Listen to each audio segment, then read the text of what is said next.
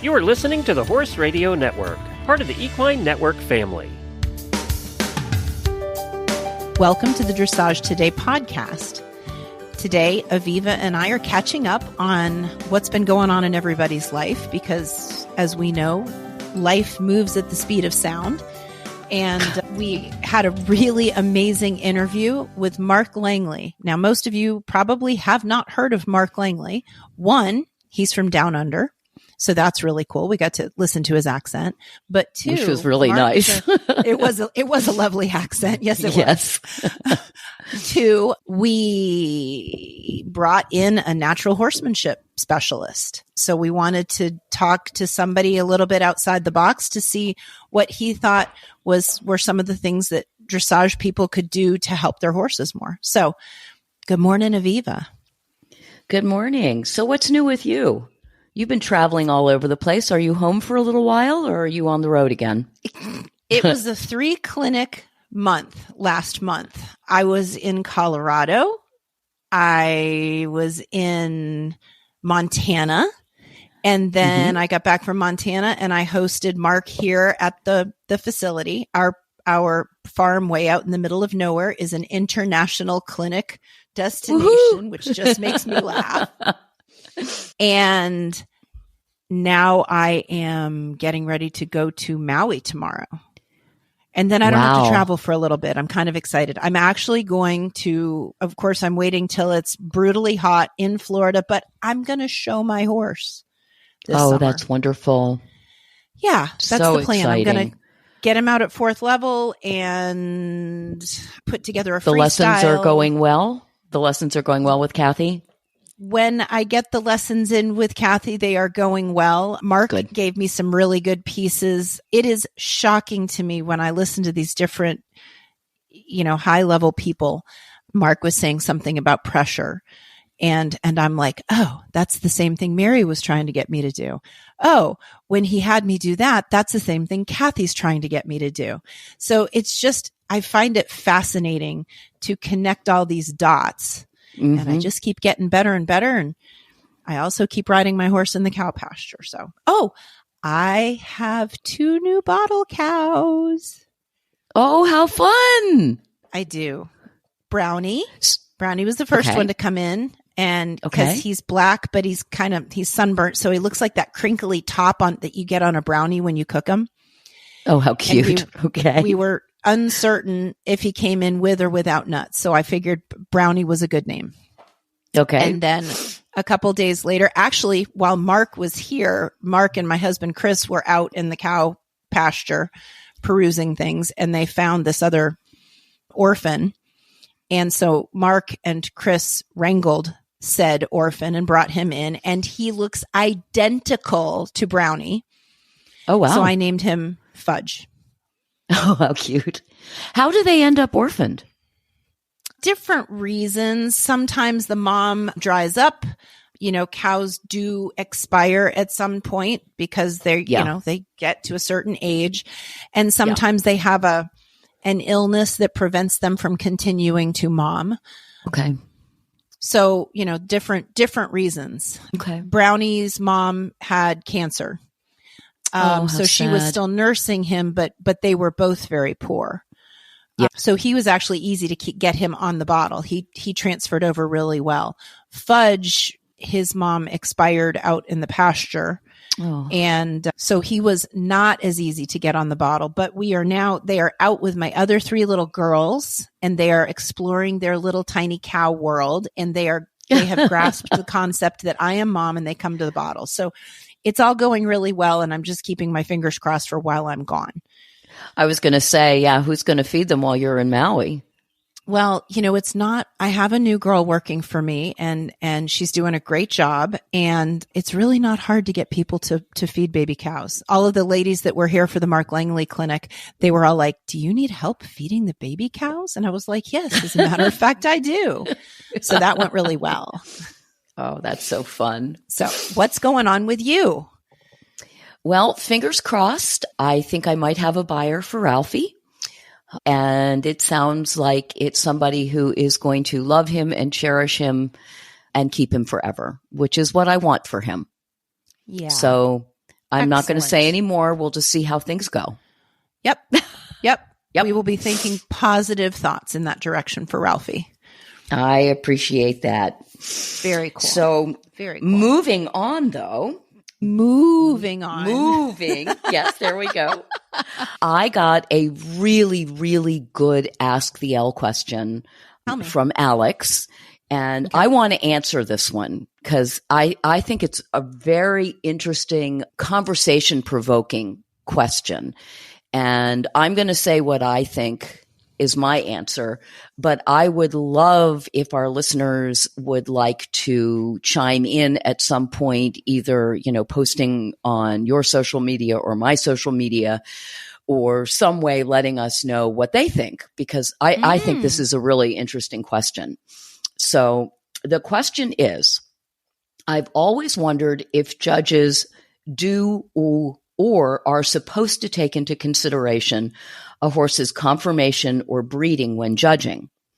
I mean, a long-backed horse will find the work harder, and maybe his top effort is only ever going to look like half the effort of a horse with conformation that makes things easier. Is the effort the horse and rider are making in spite of their physical shortcomings ever a consideration? Wow. Isn't that a great question? Yeah. So what's the answer? So in my opinion, and this is my opinion, basically the answer is no. Basically, sorry, that was my phone going off. I guess I won. That was perfect timing. Yeah, that was good. I'm turning off sound now. Sorry about that, everybody. That was funny. Basically, my answer is no. Dressage is like every other sport. It is supposed to be an objective thing. We have movements that we need to do. We have expectations of how the movements are done. And the better a horse moves, the higher the score is going to be. If you are a basketball player and you're 4'11", you are not going to be the same quality basketball player as somebody who is 7'3". Mm-hmm. The playing field is not level. End of discussion. I was actually thinking about Spud Webb, the basketball player from, I don't know, early 2000s or something, because I think he's only 5'7", and he did not get extra points when he made a basket just because he's short. He's the anomaly, right? He is the anomaly. Right. But think about what we see at the Olympics. Think about how many horse rider combinations actually make it to the Olympics. So my short answer is, what you buy is what you bought. And if you bought a 6-mover, you bought a 6-mover. And the fact that you couldn't afford a 9-mover, I understand. If you bought a downhill quarter horse, that was a choice that you made. If you bought an uphill tense thoroughbred, that's what you bought. So when you come into the arena, you are presenting saying, this is my horse and this is my training. So the short answer was no. The long answer is, a horse that has difficulty doing things is going to take longer to develop than a horse that finds things easy. That makes sense, right? Sure. You're probably not going to go into the ring if things are too difficult for your horse, because that's not fair to your horse to try to make it do something that it's not strong enough or ready to do. Right. On the other hand, judges are riders. And one of the things that we look for, it was interesting. I just sat in on a clinic with Lilo 4, and she talked a lot about effort. And I loved hearing her say that. Did the horse make an effort? Did the rider make an effort? So there are movements that your horse needs to do in a test that are judged on a basically as flat a scale as we can make it. I expect every horse to be able to do it at this level, this way. And either you do it really well and you get an 8, or you do it really poorly and you get a 4, or you do it, satisfactorily and you get a 6. but there are certain things that are expected. On the other hand, there are bonus points that you can get for movements that don't require quality of movement, shall we say. So a halt. Any horse can do a phenomenal halt. Any horse can do a turn on the haunches. Any horse can do a nice leg yield. Transitions are another thing that you can get bonus points on if you do them well. And you can have a horse that, I have seen horses, I've judged horses, and my comment is struggles. And that's not a comment that I like to make. On the other hand, I have seen horses and my comment has been clear effort. Now, a clear effort may not be that they do it particularly well, but I see that they are trying. And that effort score, you may see reflected in the collective marks under submission. You may see the effort score under the rider or the effect of the aids, because a well-ridden, not well put together or not particularly great moving horse can be so honest and so correct without being extravagant. And so they may only be getting 6s or 6.5s throughout the body of the test, but in the collectives, they're getting an 8 on submission because they're making that effort. Yes. So the short answer is whatever you bring into the ring, that's what I'm going to judge. And everybody is judged on the same scale. And I judge horses that are 8 and 9 movers, and I judge horses that can barely get their legs out of their way, and they're barely 5.5 movers. And I have to judge them the same way. Sure. Because that's what this sport is. On the other hand, and we've talked about this a lot, I see people who come into my ring with incredible moving horses ridden poorly. And they're getting scores at the very lower levels because the horses are just moving so well that you can't not give them certain scores. Right. But I also see horses that come in who really aren't particularly good movers, but they're doing the things and they're trying and they're willing and they're honest. And those efforts are going to be rewarded. They're probably not going to get an 80. Right. Because unfortunately, the gate score does impact every movement to some degree. But they're a correctly trained average moving horse can easily beat an extravagant, poorly ridden horse. Yeah. So, there are horses that I look at. For instance, there are certain horses that come into my ring. Like when I was going through the L program, one of the horses that we judged together was a Frisian. And the person that was teaching us just kept talking about she loved the uphill balance of this horse, and it was a training level test. And I said, I agree that the horse is very uphill. That's his conformation. That's his breeding. What concerned me was that the horse was tight over the top line and very closed in the throat latch. And at training level, we want a horse that is more freely coming over the back. And how do we do that? And what she said was, that's a very good point.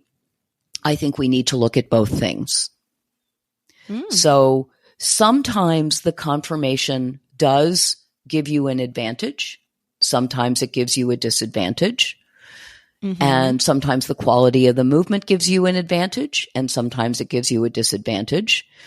And I know sometimes if you will come into the ring and you've got a lovely horse and it's inconsistent in the connection, you're going to get dinged more than a less extravagant moving horse that's inconsistent in the connection, because the judge might expect more. Yeah. So I think that we try not to make those things make a difference, but I think to some small degree that they do. But at the end of the day, do you love your horse? Are you proud of your training? And is your horse making the effort? And when you said earlier, you might buy a 6 mover, I thought about that, and I thought, what if you're only a 6 rider? Yeah. And I don't mean that, I always want to think when I'm teaching or in a clinic, this person's doing the best they can. Absolutely. And if you are a 6 rider, and despite your best efforts, you're only going to be a 6 rider, maybe on a good day, you're going to be a 6.5. Do you buy an 8 mover hoping that it's and dumb it down for it? Right. Yeah. Right. Because then are they really going to be an 8 mover? And at what point does the judge go, you need to improve your riding to match your horse? Yeah. I have said to riders, you are a better rider than your horse is a mover. And you got 100% out of what your horse can do. This was a stunning ride. And the score might not necessarily reflect it because, again, it's an average moving horse, but the rider did such an outstanding job. Yes. Of, showing off what this horse could do and showing off the correctness of the training. Yes. And at the end of the day, as you said, some people are 6 riders. Some of us are less than that. Some of us are more than that. But at the end of the day, we all go into the ring and we do the absolute best we can. None of us wake up in the morning and say, I'm going to abuse my horse. I'm going to yank on his face. I'm going to gouge him with spurs. I'm going to do terrible things. Sometimes our emotions get out of the way. We understand that. But everybody is doing the best they can at that moment. And you know what? If you're doing the best you can, then your horse is probably also doing that. I mean, I remember saying to my trainer, Cheryl, one day about Tiger, how frustrating he is because, he's this well-trained horse. And if I'm not 100% on and really doing everything right, neither does he.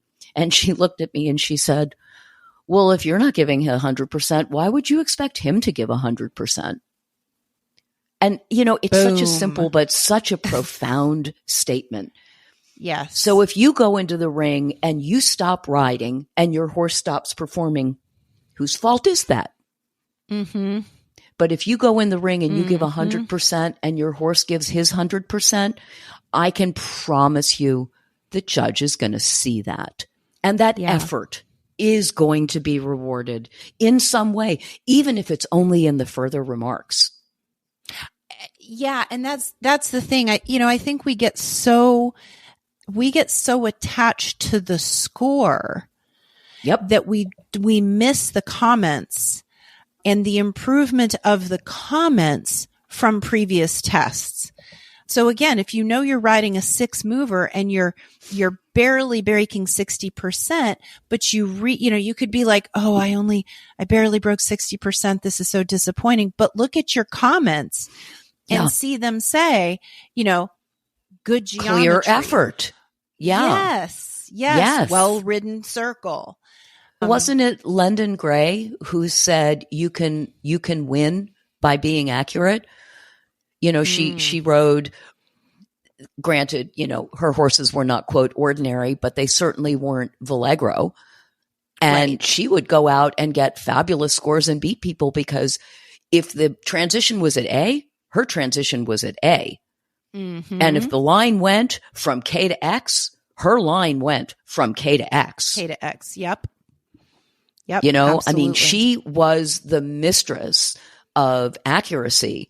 And if you have a 6 moving horse and you can't get the extravagant, gate scores and all the rest of it, be accurate because you're going to make, the geometry police Aviva really happy.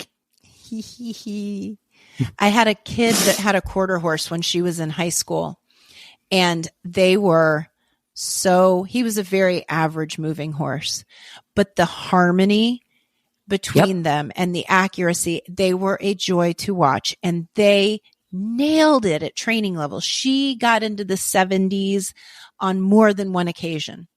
Mm-hmm. And when we moved her up to first level, I said, you have to understand that your scores are not going to stay that high.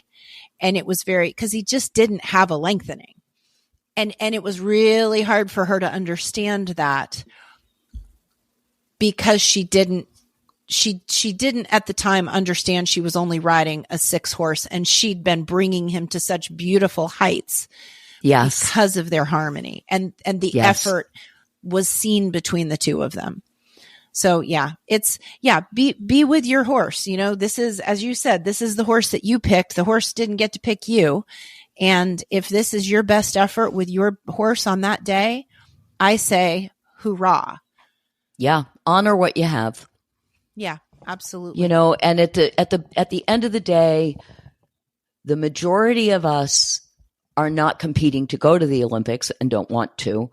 The majority of us are doing the best we can every day. And while we're out at competitions because we want to compete and win, we're really not competing with other horses. We're competing with ourselves. And if you can, if your goal today is, I'm going to have a straight center line, and your center line is straight, then you won. Yeah. Yeah. Because 100%. It's hard. Dressage is hard. I judged this weekend two different shows, and it was so funny because I kept talking about circles are hard. Where you start the circle and where the circle is supposed to be placed in the arena, and making it the right shape and the right size with consistent bend and consistent tempo and consistent frame is really hard. And it's hard at intro. Yes. And it's hard at Grand Prix. Yes. It's hard. This is a tough sport. Yeah, this is a tough sport. So I think that was not only educational, it was inspiring. Well, thank you. And I'm interested to hear what our listeners think. So feel free to contact us and let us know what you think about this. Send us some feedback. Yes. And maybe we'll address that in our next podcast. We'll just have to see. Cool. Well, and remember, Alrighty. if you like what we're doing, remember to hit the like button, share us all across all of your social media outlets. And now we're going to have a word from our sponsor. From short training tips to how-to videos and insider access to private clinics and lessons, learn from top dressage experts with Equestrian Plus. Watch exclusive interviews and lectures, slow motion demonstrations, and step-by-step tutorials taught by top-level pros. And explore cross-discipline topics such as groundwork, rider fitness, and stable management.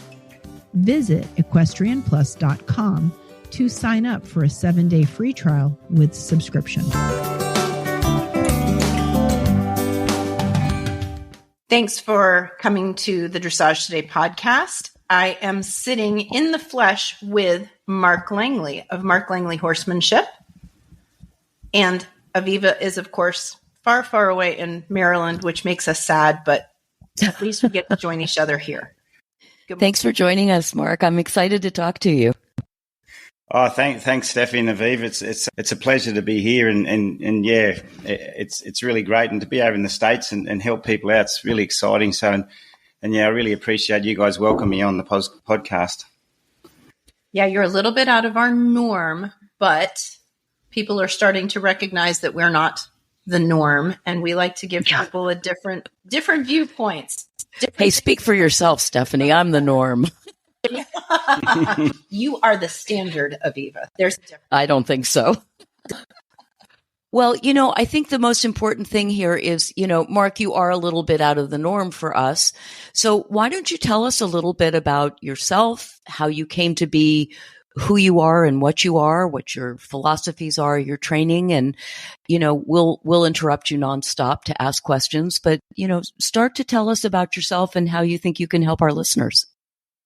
Yeah, no worries. Thank you. I think it's interesting because when you say out of the norm, maybe in the dressage world, sometimes in the horsemanship world, I feel out of the norm because I do a lot of clinics, and even the horsemanship people turn sideways and go, that makes a lot of sense. How come I didn't do that years ago when I was learning doing my horsemanship, stuff. So yeah, I think in a lot of different disciplines, people look a bit sideways, but then the results at the end of the clinic and that they can feel it and see it in their horses and themselves. So, but yeah, how I got to where I was, when I was a kid growing up on horses and they were just a tool of trade, I never thought I'd be sort of going around helping so many horses and this would be what I'd be doing. I started taking on horses sort of professionally in my sort of mid-20s after I'd sort of, I'd been to the States, I'd saw some horsemanship stuff, I'd got some big ideas and I sort of went home clueless to go and start horses.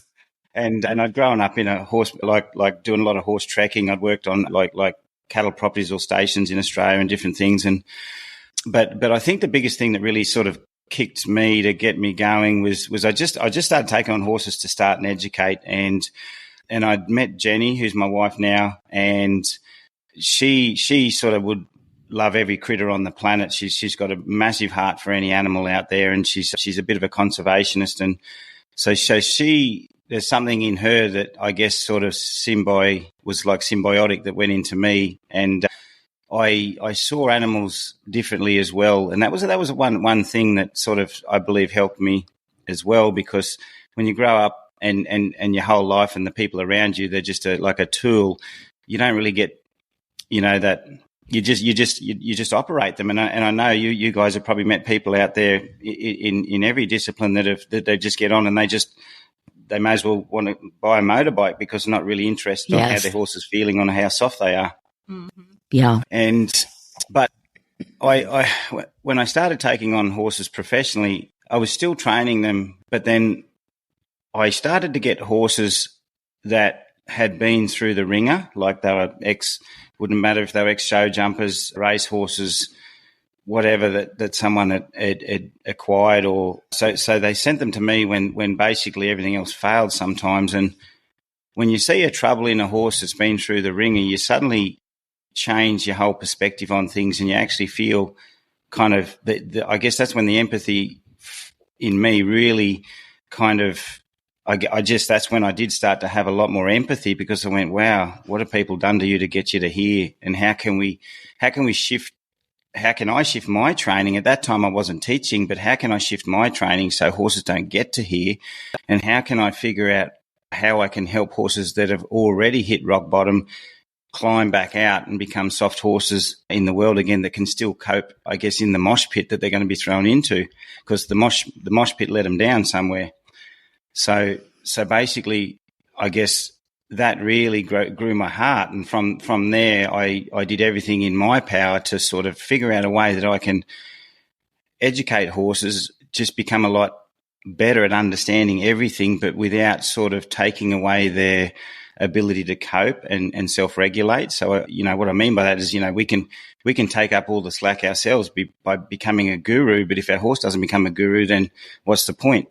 So, so it's about trying to align education that the horse can still cope traveling 4 hours in a trailer, or, going to dressage competition and actually being able to process that whole environment and not have all that extra external anxiety kind of influence them in a negative way. So then by the end of the competition, their kind of eyes are hanging out of their head and they're ready to go home.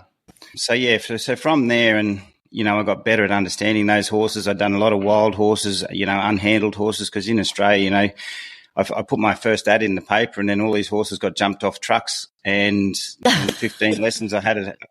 So, there was no kind of here's my sort of nice rugged horse to start. So when you get wild horses jumped off trucks, I say wild as some of them might have been wild brumbies, some of them might have been just horses that were just sometimes they just breed them and then they put them in the bush and then they think about time to run them in and break them in. So you get those horses, and I really sort of had a steep learning curve, quite fast, but it gave me the chance to really sink or swim, because in 15 lessons you had to have that horse going, and I know that sounds like a short amount of time, and I wouldn't encourage anyone to do that, but it was when, that's what you did and that's what you had to do, because, people weren't going to spend a lot of money, with, leaving a horse with you for sort of all these weeks. And it got me really to think fast and try and work out effective training. And everything I'd learned when I came overseas to watch a bit of horsemanship stuff, a lot of it I threw away, and I had to kind of figure out, well, no, this is not working. I'm going backwards to fix my own mistakes. How can I not make those mistakes? And then slowly, the training that I do has evolved, and there was little moments, pivotal moments along the way. I think that, I read a simple book, and there's a trainer in America who's written some really nice books. I've never met him personally, but there were some old books of when he was growing up. They're more story books, and the message I got out of one of those books, and that was a Mark Rashid book, was, we're here to help. And that was the day I said, I can't make this horse do this. I have to step back and analyze, how can I help this horse move forward?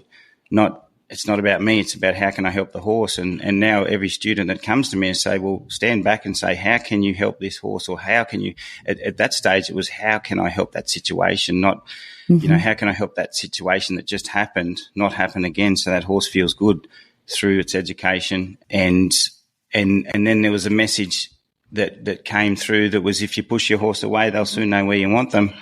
And from there, I started to really think about how we can not push our horses, because if you've had a look yourselves into the horsemanship world and just any, doesn't matter if you're hacking or you're doing show or dressage, a lot of people revert to just pushing a horse away from pressure to motivate it. And from then I really started to think about, how can we use pressure to, create a pathway for a horse, not just something that the horse is trying to, escape from in some form. And the old message from the old horsemanship masters was, follow a feel, not move away from a feel. So I think there's a real clear message in those words alone, is what do you want to create? A horse that follows a feel or just moves away from pressure or moves away from a feel. So so moving forward from all that, I just kept evolving. And then I met another fellow who fence sat when I first started doing clinics at one of my clinics. Fence sitting is auditing. They call it fence sitting. Okay. They don't sit on fences anymore, but it's still called that. So, and he'd worked with an American trainer, and his name's Ross Jacobs, and he worked with an American trainer for quite a few years, who more of a clinician called Harry Whitney, and he was talking about the directing the horse's thought, and he was also talking about rein management that was a little bit different to what I'd sort of grown up seeing, and I started thinking about it. So I cut my legs off for a while on horses and tried to learn about the reins. And then through a few old posts here and there in classical dressage, I heard these little kind of stories and snippets about rein management that wasn't what I was seeing in the sort of competitive realm. So, and I was quite fascinated. But when you're getting sent horses all the time and you've got no one looking over your shoulder, where you can sit and practice all you like and figure things out. So I fiddled away with that, and I found some real key things that I think was missing in a lot of disciplines and even horsemanship. And that was part of the message that actually helped a horse go towards their thoughts and create better balance and softness and trusting pressure. And those messages, from Ross and Harry, was still, you got to keep your horse feeling good all the time, but you're still empowering them to cope with pressure and all the life situations that they're going to get thrown into. And then I guess I did more clinics, and when I had to sit on a chair for the first time and watch someone, and they were paying me what I thought was good money, and it was like any money at the time was good because we were sort of pedaling so fast backwards. We felt that we had to do a clinic here and there because it was one of those things that was sink or swim, and maybe we didn't I was getting set horses all the time, but we still weren't. So I thought I'll do a weekend clinic and to try and help keep the wolves from the door. And then the first day I had to watch someone and try and give them advice, and everyone wanted advice. I looked hard at every situation, every movement the person made, every movement and thought the horse had. And then I actually realised there's more things I probably knew that I didn't know I knew. But but my learning from teaching actually grew so much more because of the being able to explain and analyse and watch how horses operate with different people and things like that. And yeah, so now I know a lot of dog trainers talk about the fact that training the dogs are the easy part. It's training the people that's more difficult. Do you find that with your students as well, that the horses tell you what to do, it's harder to deal with the people? Yeah, the hardest thing I think, is the people have to be on the right page in their mind to process that information. And learning is a very uncomfortable experience for some people. Their egos are either going to cut me off because I'm telling them the opposite of what they've been told. But when they start to wriggle in their chair, they're learning, or they're going to walk out, one or the other. And And I think when people don't take it on board and they smile and say yes, but really they're just going to go home and go back to their old habit, that's when it's quite hard. And that's when it's quite hard to shift the person. When they go, wow, this is the opportunity that I've always been looking for to help my horse, and they embrace it, then you've got that window, and then it's easy to mould them. But it's still hard because they've got ingrained habits, they've got anxieties from other areas of their life that are infiltrating their clarity and stuff like that, and their stability. And I think really it's you have to understand and see that and try and shift that in little pieces. But it's their understanding of the horse's mind and the bracing their horses too that you really got to, break through and get them to really look at and see. Once they see it, they can't unsee it. That's the amazing thing about it, is when you show someone something, or you say, see that eye there, and see how that horse hardens through its whole body. And they said, oh yeah, they've probably always been doing that, haven't they? I said, yeah, but see him let it go just there. And they go, oh, now I can achieve that, can I? Yes, you can. And once they get a few little achievements, they go, the ball starts to, roll, and yeah.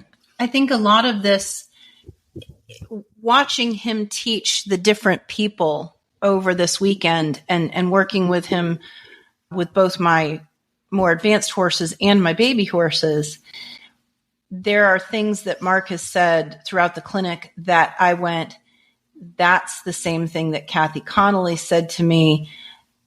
I'm just getting it from a different direction. Or, he's got me doing the same thing in my body that Mary wanted me to do, but he's coming at it from another different avenue. So it's been fascinating for me watching the different changes in the different horses and the people, and thinking how all of this really does tie together to, if the horses feel better about themselves, if they feel better about the clarity that we're giving them, they go with us better. And it doesn't matter if we're going down the trail or around a test or around a course of fences. And that's what it fascinates me watching the changes. Well, Mark, you said something about, pressure and, using pressure in a constructive way. Can you talk a little bit about what that means? Because I know when I was growing up in horses, it was, make the horse more afraid of you than they are of whatever it is they're afraid of, which that's not what we do. But pressure still sounds like such a negative kind of concept, and I don't think you're intending it negatively.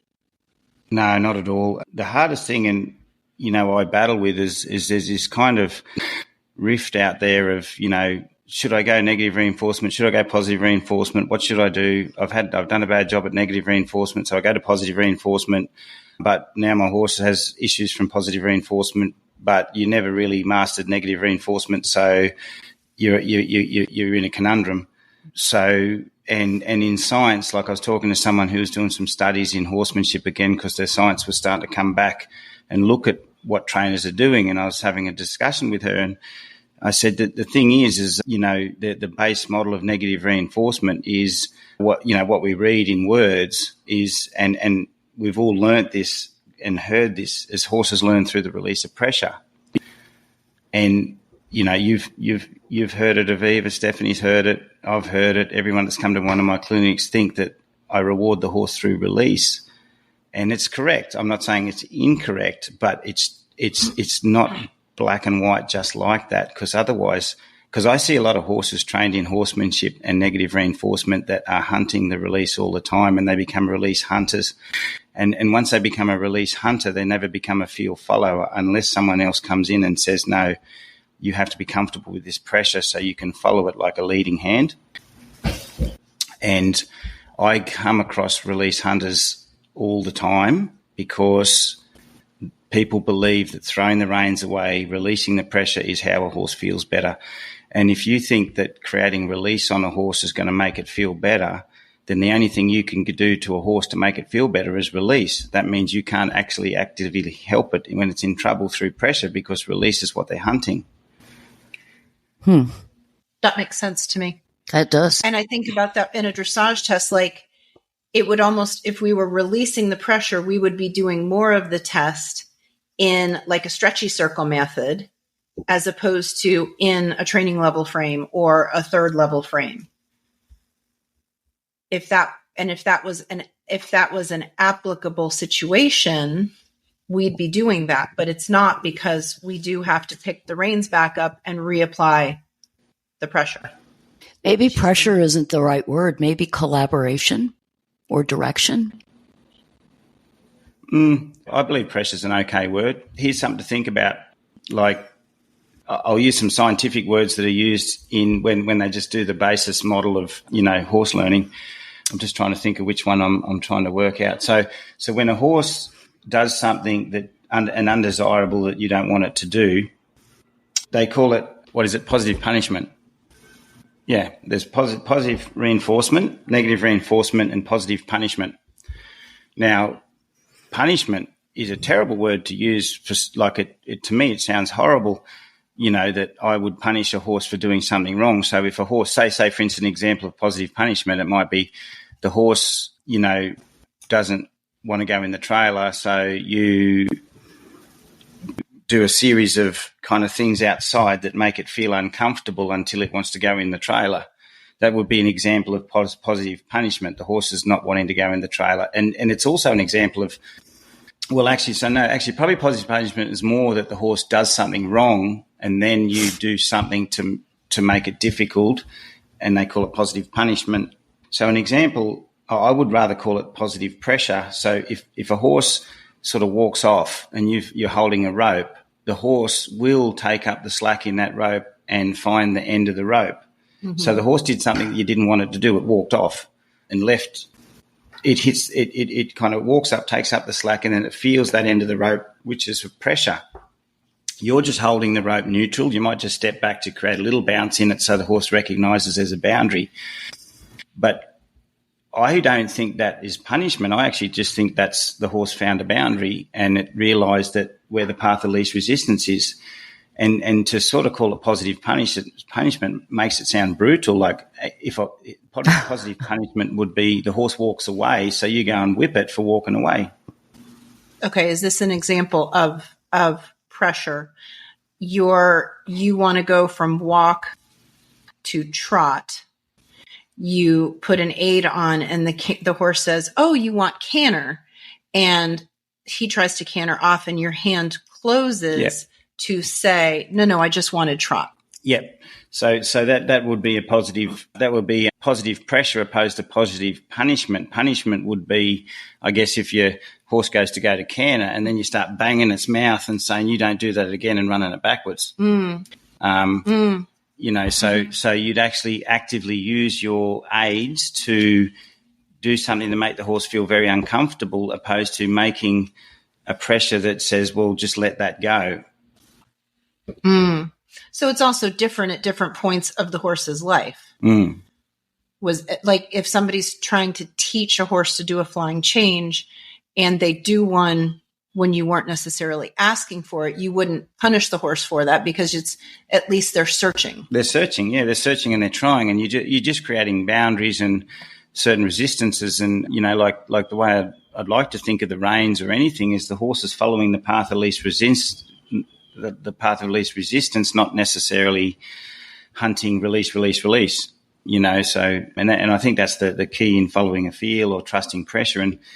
But the biggest thing that I think, like that happens though is it's very easy to micromanage. So the biggest thing is when you do close the reins or do guide a horse, you're waiting for that emotional change and the thought change, because if the horse is thinking forward still or it's rushing into that transition, maybe its thoughts are 100 meters away and that's the only reason why it's rushing, or maybe it's a little bit frightened of the legs or something like that, or not understanding the legs. But whatever you do, whatever pressure you apply has to make a change so the horse comes back into that realm and its thoughts are back there to restart again. So this might, I'm thinking of this in a half halt situation. That's a big fancy dressage word. And I'm thinking about it like if you were judging a test, Aviva, and you're judging a second level test and somebody's made a really good collected to medium trot transition, but then the downward transition, like the horse went out of balance. Yep. Somewhere on that diagonal line. And when they tried to come back to the collected trot, there was just there's a whole pileup of horse in their hand because the balance was lost. Therefore, you had to use more pressure to get them back to where you needed them to be. Yeah. So the line in the sand would be you're bringing your horse back and you're holding the brace and the tension of the horse wanting to push forward, or you're creating enough feel and pressure to say let go of that so you can sort of offer a little bit more release so the horse can find that space with you and soften in that space. And it's just applying enough pressure to get the horse to make that real change instead of containing the horse and then which is only just going to micromanage and contain the brace and the anxiety in the horse. So the half halt, like in my mind, it wouldn't matter if you sort of, you blinked an eye or moved your hip or whatever. Half halt would only be, are you listening? Right. So it could be just the lift of a rein. Like I when I ride, like if I was going to, I don't really call it a half halt because I just go, I'll pick up a rein and say, say for instance, I just do something which is a little adjustment to say, we're coming up to this corner. I noticed you're getting a bit of a strong thought. Can I interrupt you just to say, are you ready for this next movement? Or am I going to let you get to that corner and go around the movement still thinking somewhere else? And I think you're just getting that horse to come back and be ready for the next thing. And if you can train your horses, that you can interrupt them very easily if they do have a little bit of a mistake, because horses are going to get distracted all the time. The softer they get, the more focused they get, and the less of all those outside interruptions that we can't control are going to influence our horses' stability. But what happens when you train, and this is what I'm trying to encourage, like some of the horses at the last clinic, they had such strong focuses on outside things that you couldn't interrupt them. And I see a lot of dressage horses with their ears forward ploughing into the bit. But if the owner just recognised the horse's thoughts are so far ahead that that's why it's ploughing, they got to get that horse more interruptible. And I think it doesn't matter what you're doing, it's that can you interrupt your horse softly, or do you always have to shout to interrupt it? And I think that's where the half halt and preparing a horse is, how much have you practiced interrupting your horse so it's comes back softly and says, I'm here.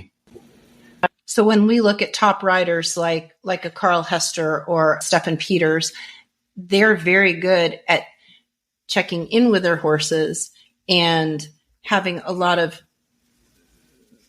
micro interruptions to say, are you here? We're doing something. Are you here? We're doing something. Yeah. So, yeah. See, I told you, it's all kind of the same. Well, I watched a Spanish rider at Equator. It might have been Portuguese. Anyway, if I'm wrong. And there was things I quite agreed with. And it was more so when I watched him ride. I think what I disagreed with is his version of softening the horse before the lesson was really, really good. And the horses got soft.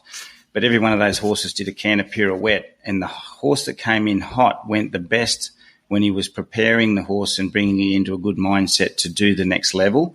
But when it did the next level, it left the arena just as cooked as it came in, because he was going to get that done regardless if the horse was ready in that environment or not.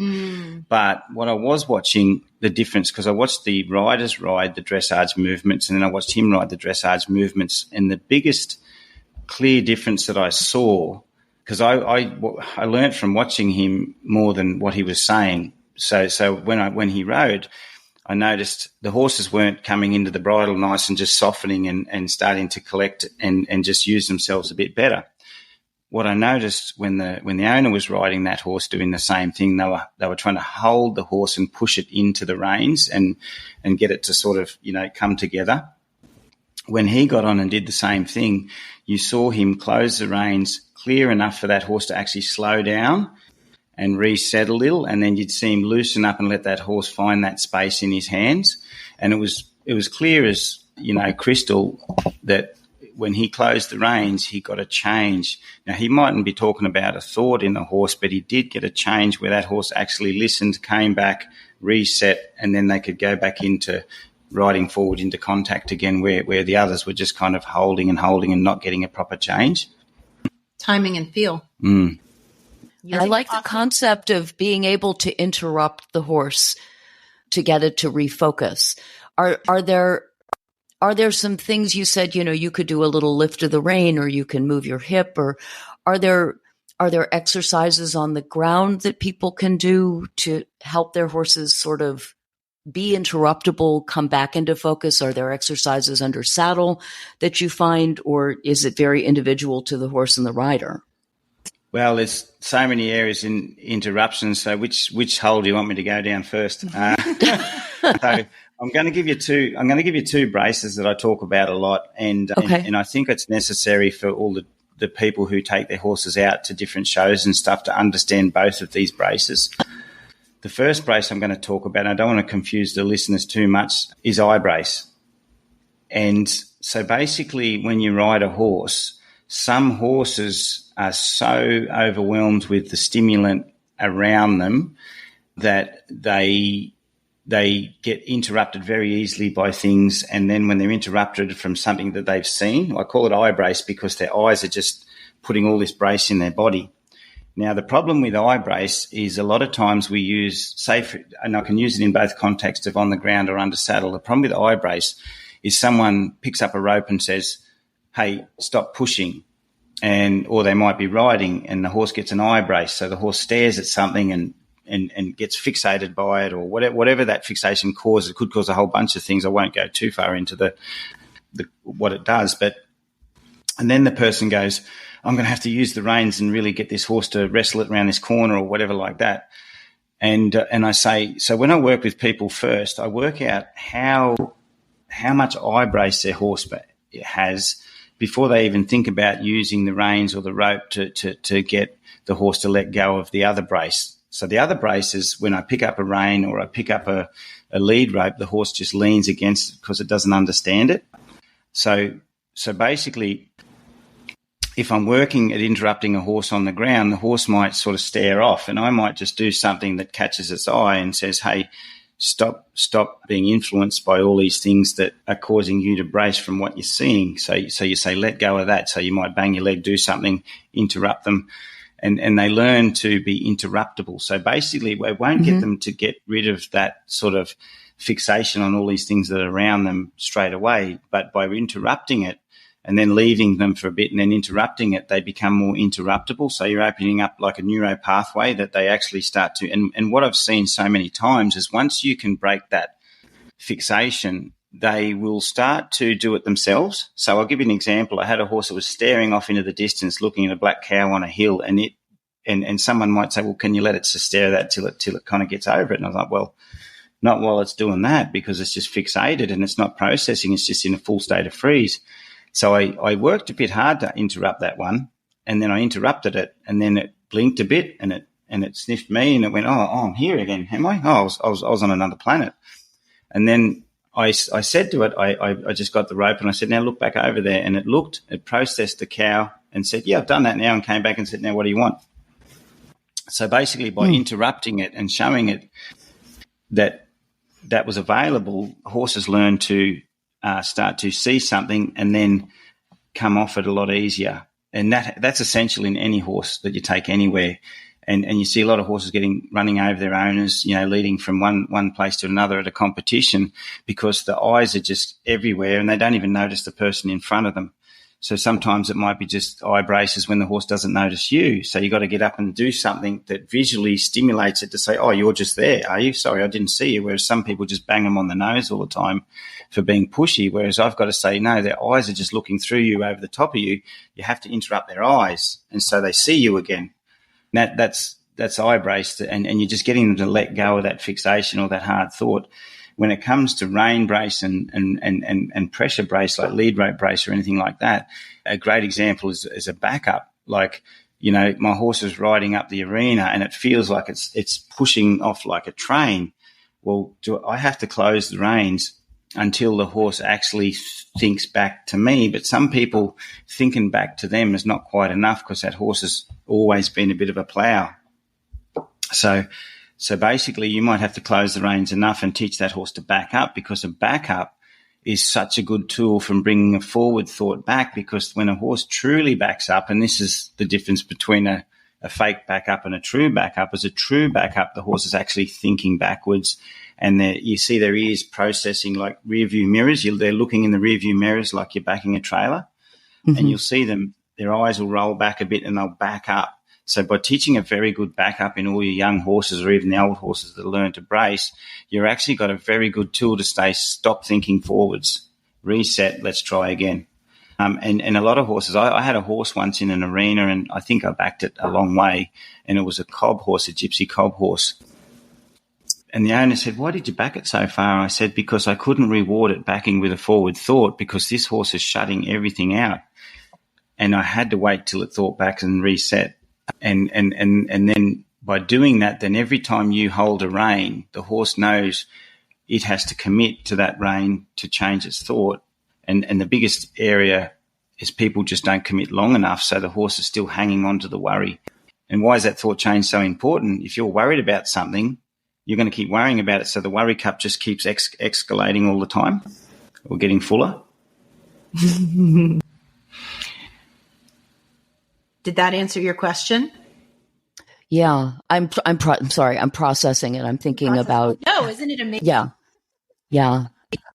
So Mark, I'm thinking about horses that the reaction is not to freeze and stare, but the reaction is to retreat, to spin, to bolt, to go someplace other than where the whatever it is that's gotten, to do the opposite of focus, to focus on get away. Okay. So the horses that retreat are pushed. So this is where people have to really think about their training, and the Carl Hessners of the world don't get there from sitting on the couch. And this is the problem I have. If people want this horse and they want me to wave a magic wand, and I'm like, well, I can kind of try my hardest to do a bit of Harry Potter on your horse, but at the end of the day, you've got to be a wizard. You can't be a muggle. Mm-hmm. And so what I'm saying is I'm trying to teach them to use a wand and have a bit of wizardry, but wizardry is disciplined, isn't it? Yeah. And so most horses I get that spook, they're already in enemy territory and their mind's on safety back at the barn or back at where they were near a safe place or a horse or whatever that they've sort of hooked onto. And when we push horses like wheelbarrows, okay, I'll give you an example, okay? I'll give it as an example as a horse that's – this is what I do with a horse that would generally destinate back home. And you say you're talking about a horse that spooks. Well, a horse that's thinking back home and doesn't have a lot of confidence is going to see everything out there as a threat. And if it doesn't, and in the past, if it hasn't had enough processing time to analyze, retreat a little bit, come back, retreat a little bit, come back, then basically it thinks that we're going to throw it over a cliff. So then everything becomes more of a threat. So, and I know the owners that are riding these horses, they don't necessarily think they're trying to throw their horse over the cliff, but you've got to be in your horse's head. Mm-hmm. And sometimes they're actually seeing the different thing. Like I've said to people, someone said my horse is excited jumping, and I said your horse is terrified jumping, and they're like, oh no, it's excited. Look, I go, I'd change your word. So basically, going back, so a horse can process environmental stimulant and things like that are going to potentially spook it. We maybe have to go back and say, okay, at what point does the horse tell us it's nervous in this environment, and what have we done to help it? And that's where approach and retreat comes in to training our horses. So I get on a lot of performance horses who have performed and they've got all these buttons, but I can't even drop the reins and get them to walk a straight line. And I'm like, so this horse has been ridden in a straight line by you riding crooked all its life? Or, you know, at what point can we just drop the reins and let that horse go straight? I said, because this horse is bouncing off everything in this arena and it's been kind of held up by legs and Band-Aids to keep this horse in a straight line, because every fence, every little thing's kind of pushing against it. So basically, if that horse is getting pushed through the valley of death like that, as soon as something big happens, well, it's just a coiled spring ready to recoil back to where it felt safe. Right. And so I'll give everyone a real tangible example, I suppose, of how I'd either train a young horse or retrain a horse that feels like a coiled spring and everything's going to kill it. Is I drop the reins and I ask it to go and I see where it takes me. And it takes me exactly back to where it felt safe. And then I might go towards where it's safe and I might pick up a rein and say, yeah, but that's not available. And then I'll sit on it again and squeeze it. And then it'll look a bit like tacking. You know how when you're sailing, if anyone knows about sailing, what they do in sailing when the wind's going towards them, they angle the sails to tack across the wind. Diagonal. Yeah. So what ends up happening, the horse is always pulling back to safety. And then I'll just turn it and I'll tack and then the horse will bounce back to safety and then I'll tack. And then all of a sudden it might look out in the direction that it was frightened. And then I'll just wait on it and say, well, you have a look, that's all right. And then after so many rides at tacking, the horse actually takes me out. So my aim with young horses or older horses that have started to sort of become overwhelmed by the environment, or they've got a very strong destination like home that they want to be going back to. Some people over here call it barn sour. It's just a separation anxiety, but separation anxiety is only caused by anxiety, just like the person at work who has a really crap day and everyone's kind of hammering them. All they want to go home is just to go home and sit on the couch and read their book. They didn't want to be at home when the day was good, but they want to be home when it's bad. So a lot of separation anxiety is only caused by the anxiety that's already in the horse that's causing it to seek safety, because that's what they're masters of. They get a fright and they want to be safe. That's horses, how they've survived and evolved over the years. And I think if we understand that psychology in horses, that they only seek safety, we can make a lot of progress with them, because we can offer them that safety in every situation if we play our cards right. So what I'm sort of trying to say is that horse can fold back to home and we allow it go back a little bit, but then we just say, because by going away from an object or back towards home a little bit, you've actually given that horse a little bit of safety, saying, I can get you to retreat a little bit from that and there's a place you can go, so you don't have to be forced up to it. And then you turn back and eventually their curiosity starts to come out, because they know that there's room behind them that they're allowed to go to retreat if they need to. And then slowly but surely they get more curious and they go into the valley of death and all the scary things out there, and they actually go, I can deal with this, because if I need to step back a step, I can. Now, you might say to me, well, that's no good in a dressage test. I might say, well, I wouldn't do a dressage test on a horse that didn't know how to walk through the valley of death. That's a very good point. Uh-huh. Yeah, and a lot of people are taking their worried horses to tests, and they don't have the confidence, nor do they have the understanding of the reins and all the other things to survive that. And it's like, if you're going to go to Afghanistan, you've got to know how to shoot straight. You know, going there in a pair of undies and a water pistol is not going to make you feel any better. Yeah. It's been a very entertaining clinic. Listen, I'm sure. Okay. Well, I'm just have to get him on a plane here real quick. So do you have any other questions? I'm sure our listeners have tons of questions, but so many questions, but not if he has to get on a plane. But this is a great starting point. Can you tell us, do you have a website or books that you've written or podcasts that you do that people can follow up? Yes, I do. Our website is marklangley.com.au. All the information about what I do is on the website. You can also go on Facebook and look up Mark Langley Horsemanship. So it's marklangleyhorsemanship.com.au. Yeah, and there's the Facebook site. There's also videos on YouTube. They date back a long way. So some people in those free YouTube videos will see some of the different evolutions in things. And not that there was a big change in everything I've done. It's just you see some old stuff, some new stuff. It's all out there and available. There's certainly that free stuff. There's also stuff we offer, through the website, like subscription stuff where you can just subscribe. You get your new monthly videos. You get your question and answer, so people can contact or send us through questions, and we'll answer them every month. And they go on a podcast, which Jenny and I do. And people can send me, videos through the subscription that I'll just do a talk over on, which is a free thing in the subscription. Once you're on the subscription, you can send a video, like a 10-minute video, and I'll do a talk over. People can sort of, then they got a bit of feedback from me after I've watched their videos and stuff. The other thing is our very remote farm is the first stop of Mark's U.S. tour for this year.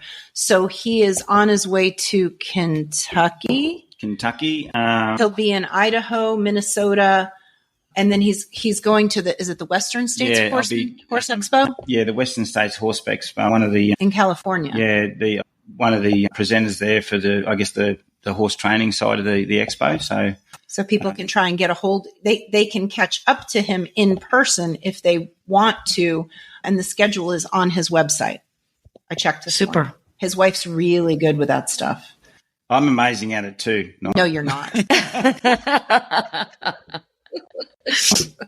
Well, if anyone thank you for sharing with us today, and thank you, Stephany, for taking time out of the clinic for us as well.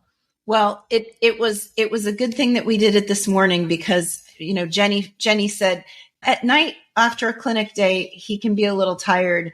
And then both of us last night were totally clinic hungover. So I'm sure we got the bright shiny version of him. No, I'm always bright and shiny. We appreciate the bright shiny. No, thanks, Aviva and Stephany. I really appreciate, and it's good to sort of help. Sometimes people in the dressage world don't necessarily. The ones who do reach out to me go, and I've helped some horses, pre-St. George horses and competitive riders who have really been struggling with their horse's anxiety, and then all of a sudden their movements get better and they get a lot softer, and it's such a pleasure to watch. And so it's just because I wear a hat and I've got a funny accent, or I believe that there is help there for people. And thank you very much for having me on board, and I really appreciate it. We know the accent actually makes it more worthwhile, don't we? Well, thank you, Mark. And I think what's really important is knowing, I think that being open to learning and knowing that there isn't just one way to do things, and being willing to listen to different approaches, that only makes things better. Yeah. Being in a tunnel and going down the tunnel, I mean, it's sort of like what you said with the nervous horse going into the valley of death. As long as the tunnel is there supporting your straight line, you do it. But if you take the tunnel away and throw the reins away, there's no direction anymore. And I think that being willing to look at other ways of looking at things gives you new directions. So thank you. Yeah. You're completely right. But I think that the hardest thing though is sometimes people like one tunnel because it makes it easy. And then when you create a whole bunch of tunnels, then you get that rabbit warren effect. So I can see people with a lot of information out there getting very, very confused. But I think that the having a filter to know how these things, like Stephany said before, how there's lots of similarities in the other mentors that you guys to some of the stuff that I was doing. There is a common denominator in there, and I think, but being a bit more open to, there could be a similar idea out there, but maybe a different way of taking it on board might be better for your horse. But I do see a lot of people that actually have too many tunnels available or too many options, and they're so confused because they've only gone down each one a tiny bit and never understood them. Yeah. And so there's risk in having tunnel vision, and there's risk of being in a rabbit warren. So it's trying to, find that balance. We're all about the balance. Yes, we are. Mark, thank you. Thank you very much. I really enjoyed it, and maybe we'll do it again someday. Yeah.